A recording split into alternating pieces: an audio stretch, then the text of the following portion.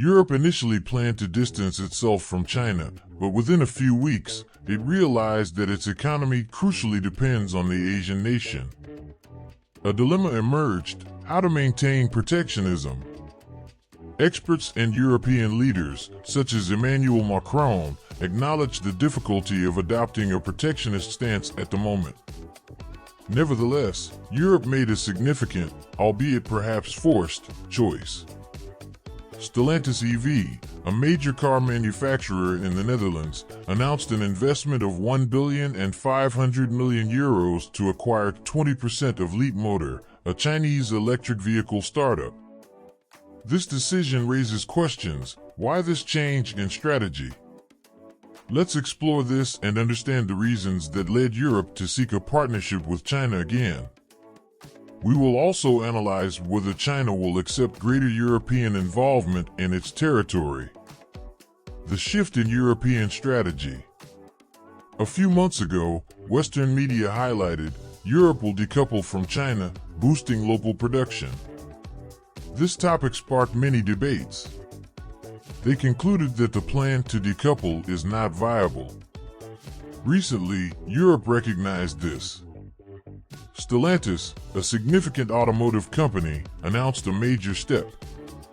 It will invest €1.5 billion in 20% of Leapmotor, a Chinese electric vehicle startup. This action indicates a new direction for European car manufacturers. They are intensifying partnerships with Chinese electric vehicle companies. But what about the initial enthusiasm for decoupling? What is the impact of Stellantis' investment in Leapmotor? How does this affect the West's protectionist stance? The automotive future and lithium. Stellantis' financial contribution to Leapmotor is a milestone in the global automotive sector. This move is crucial for the creation of a partnership between the two companies. This joint venture has unique rights to export, sell, and produce Leapmotor products outside the vast region of China.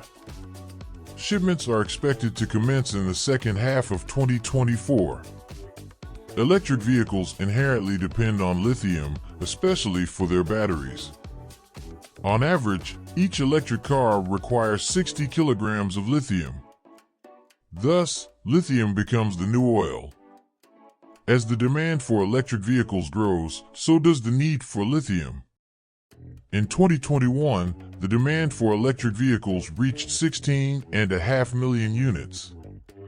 The International Energy Agency predicts that by 2030, this demand will exceed 145 million vehicles. With this projection, tons of lithium are needed to power 145 million electric vehicles. Reports point to a lithium shortage by 2025. The World Economic Forum estimates that by 2030, 3 million metric tons of lithium will be required.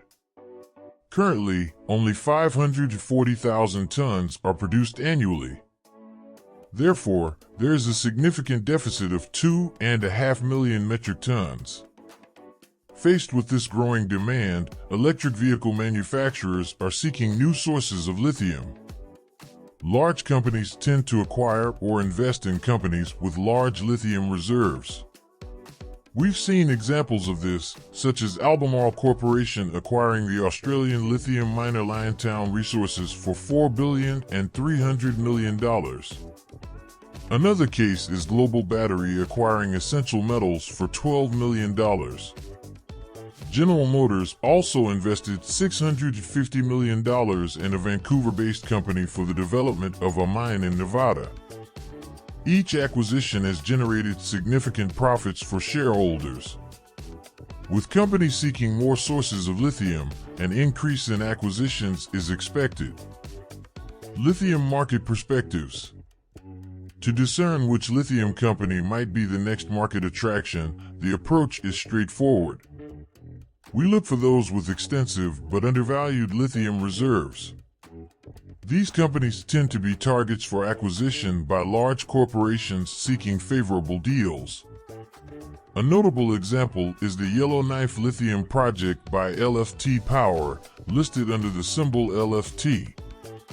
This project boasts one of the largest known reserves. But how did it emerge? 50 years ago, a group of geologists set out in search of the planet's largest lithium deposit. They explored from North America to Australia. Eventually, a promising location was identified. ExxonMobil, the oil giant at the time, confirmed the discovery. It was indeed the largest deposit in the West. However, the company was acquired before drilling began, leaving the deposit forgotten. Years later, geologists from LFT Power rediscovered this site. It took them 2 years to locate the original geologists and retrieve essential technical information. Surprisingly, it was the same deposit. When they commenced drilling, they found high-quality lithium in abundance. The Yellowknife project site was historically known to the U.S. Atomic Energy Commission. Regular purchases of lithium hydroxide were made there.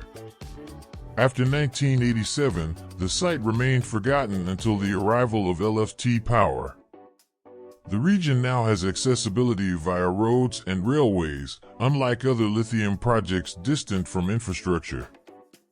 LFT Power's portfolio is extensive, including the Yellowknife project and others like Cali, Quebec Green Fields, including RERT, covering over 1,000 square kilometers, Ponax with road access, and Project A, an impressive 2,145 hectares accessible by helicopter.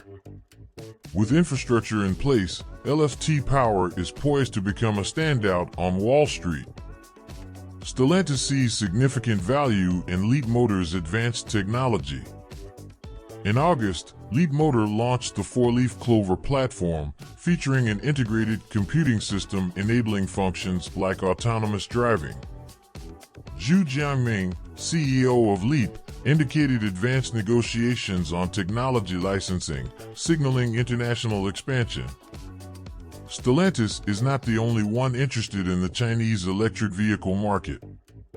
In July, Germany's Volkswagen Group invested approximately $700 million in Chang'an Motors, securing a 4.99% stake. This strategic move aims to strengthen its position in China. So, the question arises, why is Europe, which distanced itself from China previously, now seeking alliances in this market? EU-China dynamics in focus. The relationship between European business entities and politicians is notably distinct in the context of investments. European companies seek profitable collaborations with China, while some European politicians remain cautious, driven by political reasons. In the end, Europe opts for the most advantageous route, abandoning the idea of disconnecting and collaborating again with China. Experts deduce that Europe's recent cooperation with China indicates a persistent interest, despite previous obstacles. Understanding the shift from European protectionism to significant dependence on China first requires an exploration of European protectionism. The growing protectionism of the European Union is multifactorial, including concerns about the trade deficit with China.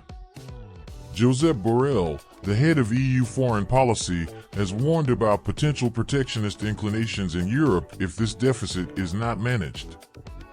Protectionism and economic realities. The influence of protectionist policies in the United States under the administrations of Trump and Biden prompted the EU to reconsider its stance on free trade and contemplate regulatory changes regarding subsidies and public assistance. Following this protectionist trend, Europe revealed a tendency that seemed more irrational than practical. French President Emmanuel Macron proposed the European Procurement Act, prioritizing local products and companies while acknowledging the impracticality of disconnecting from China. Both European and American protectionism faced criticism for the negative effects on global trade and developing countries. Protectionist policies often lead to retaliation and high tariffs, creating barriers to global trade. This can exacerbate global inequality and cause economic issues in developing countries. Europe, by adopting protectionism, began to harm its own economy. Finally, learning from its mistakes, Europe chose to resume cooperation with China. But will China welcome Europe back? While the West increased its protectionism, China reaffirmed its commitment to open trade and economic cooperation. Qin Gang, spokesperson for China's Ministry of Foreign Affairs, declared that China will remain open to the world. He also emphasized that protectionism is unsustainable and detrimental to its implementers. China's approach to international trade and investment is based on multilateralism and an open global economy. This is reflected in allowing substantial foreign investments in its leading electric vehicle companies. China's growth in the electric vehicle sector is attributed to its competitive advantage, not heavy subsidies. Experts suggest that the European Union should learn from China in international trade. They recommend concrete actions to strengthen bilateral relations, addressing Europe's challenges and contributing to its economic growth. Despite protectionist policies, European companies recognize opportunities in China, especially in electric vehicle technologies and the growing Chinese consumer market. Economic realities show that cooperation with China is advantageous for Europe. Companies like Stellantis seek partnerships and investments in China, capitalizing on the growth in the electric vehicle sector. The conflict of interests between politicians and businesses regarding China remains a challenge.